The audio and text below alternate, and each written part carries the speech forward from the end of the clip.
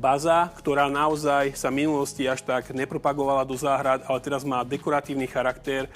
Z tých bázových kvetov si vieme urobiť sirup, ale toto je konkrétny kultivár, ktorý sa volá... nejaký krík alebo niečo Áno. také? Že to nevyrastie ako strom? Nevyrastie to ako strom a tieto konkrétne kultivary majú ako keby tá rastlina, že narastie maximálne do 3 metrov, že nebude to taký ten obrovský krík a o mnoho viacej kvetov nám vedia ako keby zakvitnúť.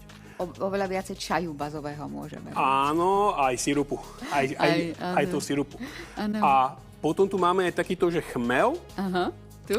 Chmel, ktorý naozaj v minulosti bolo veľmi veľa vysádzaní.